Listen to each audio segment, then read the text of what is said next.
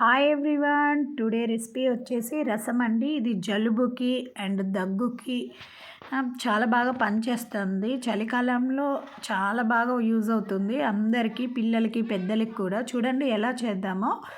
ఒక కళాయి పెట్టేసుకొని అందులో కొంచెం ఆయిల్ వేసేసి తాలింపు గింజలు వేసేయండి. అవి కొంచెం మగ్గాలి. మగ్గిన తర్వాత మనం ప్రాసెస్లో ఏమేమి తీసుకుంటున్నామో కొంచెం వెల్లుల్లి తర్వాత ధనియాలను కొంచెం దంచేయండి.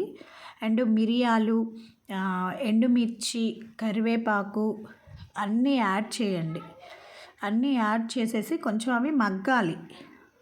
చూడండి వీడియోలో చూసిన విధంగా ఒకటి దాని తర్వాత ఒకటి వేస్తూ ఉండండి. ఇది జలుబుకి చాలా యూజ్ అవుతుందండి. డైరెక్ట్గా రసం తాగినా పెద్ద ప్రాబ్లం ఏమి ఉండదు. కాకపోతే మనం రైస్లో తీసుకుంటాం, చాలా వరకు రైస్లో బెస్ట్.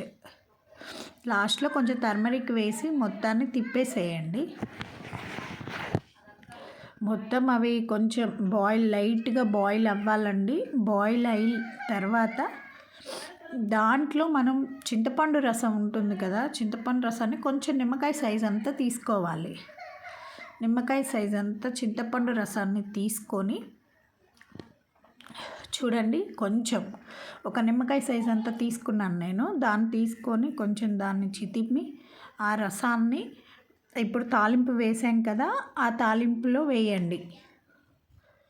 వీడియోలో చూపించిన విధంగా వేయండి. ఇంకా కొంచెం వాటర్ యాడ్ చేసుకోండి. వాటర్ యాడ్ చేసుకున్న తర్వాత బాగా మరగనివ్వాలి. మరగనిచ్చిన తర్వాత కొంచెం సాల్ట్ యాడ్ చేసుకోండి మీకు టేస్ట్కి తగ్గట్టు. సో అంతే అండి, ఒక 5 minutes ఉంచేసి దించేసేయండి. చాలా టేస్టీగా ఉంచుతుంది. Thank you for watching.